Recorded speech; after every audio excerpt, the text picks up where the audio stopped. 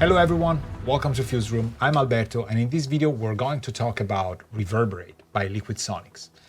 Now, this is still part of the Master series, and I usually talk about plugins that are important to me for the mix bus or during mastering or during the final steps to get something final. Why am I talking about a reverb, right? Because reverbs, you don't use them in mastering. Well, you are wrong. I do, and I find Reverberate to be one of the best for this task. Briefly, it's a convolution reverb. It uses IRs, and it also uses a proprietary Fusion IR convolution method that allows LiquidSonics to capture more precisely any kind of reverb that they want. So there's some banks that they offer that are really amazing. Some have to do with the Bricasti M7, others have to do with famous Lexicon units.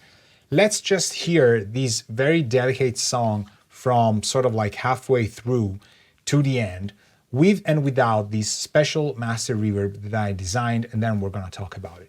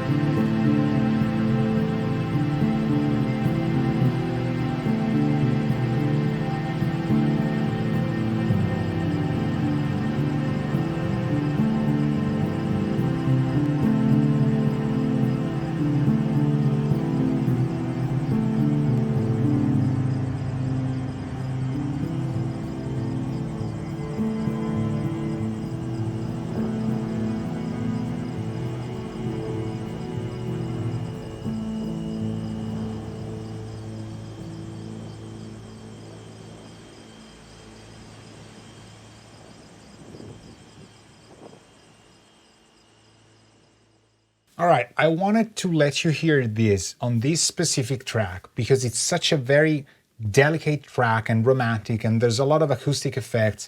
It's part of a soundtrack for a game I'm writing, and it has to be very delicate, very intimate. But I was missing some of the sort of like theater screen interaction, and I remember that I had made a preset exactly for this. It had worked during a revision, and I thought I would try it again, and it does. Briefly, I hate manuals. I won't, read you a bedside story for, going to bed knowing what Reverberate does. There's plenty of videos for that. Just know that there's three main panes: reverberation, effects, and mix. The mix pane is very easy. It contains everything for quick access that you might need. The reverberation, on the other hand, is where everything starts, and you have what shapes the reverb itself. Pre-delay, crop, start and end, you can stretch, you can handle the width, and you, most importantly, handle level and dry wet. There's also a browser, waveform viewer, and most importantly, this thing handles two reverbs at once, if you want. I'm only loading one. Then there's the envelope page, then there's the split mod page, the Fusion IR page, where you can even, offset things for early, late reflections, mod rate, things that are typical and peculiar and specific to the Fusion IR method, which has to be made for the impulse response. So when you load impulse responses that have an FIR, which is Fusion IR, you get access to these added features, plus the added quality, they say. In the middle of it, there's effects, and there's delay, chorus, which I'm not using, and then there's EQ. And part of this specific sound comes from the program I've picked, which is a preset 25 from the M7 library, Spaces Bank, Cinema Room. Really like it, but it needed some EQ. And when I saved it the very first time, I don't remember when I did this, I kind of noticed that I bumped the lows and the highs, and I dipped the mid frequencies. So now what we're gonna do is we're gonna try this song again, but I'm gonna crank the dry wet all the way up, and then I'm gonna move it around. And you're gonna hear what the full wet effect would be, and then you are maybe gonna be able to spot it better when it reaches the 6%, 5% point where I really liked it. It's not meant to be drastic, but I think you heard already that some of the piano notes kind of bloom, some of the strings kind of blend better together and they go a little bit farther in the back. The effects are not so detached from the music, even if they're sort of post-production stuff, they kind of blend better. And there's one most important thing that I think it's the psychoacoustic memory of being in a theater, being at the movies, and watching a special moment of a special movie that we really loved. There's something about it that just triggers my mind and makes me think that I'm there and brings back all the good memories, if it's a good movie, And at that point, it really helps the listener, I think, get into that specific mood. It kind of opens up the emotional factor for the song.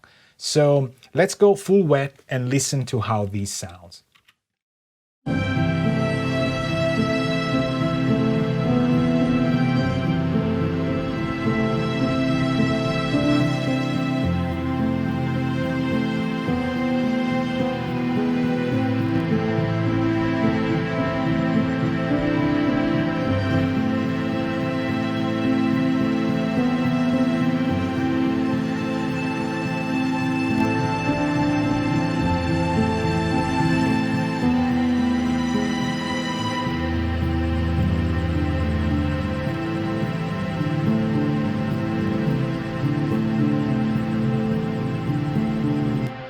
Yes, I think this made it way easier now because we know what we're looking for with our ears. And then when I brought it to 6% and then I bypassed it, I really missed it.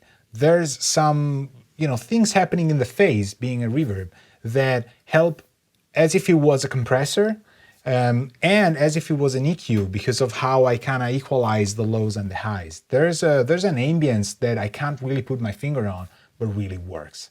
So this is how I like to use Reverberate. It sounds great on anything. You can load any of these programs and they're top-notch quality. I use it sometimes on single tracks, but because of how incredibly useful all these parameters are, it's got a lot of them, it's a very versatile plugin for mix bus and mastering duties. So as usual, I hope this was useful for you and I hope it makes your music sound even better. Maybe give you some inspiration on things like this psychoacoustic effect that people, your audience might get from your own songs. And it's, again, that final 3-5% that helps our music reach, the people that we wrote it for. So once again, thank you very much for watching. Until next time, ciao.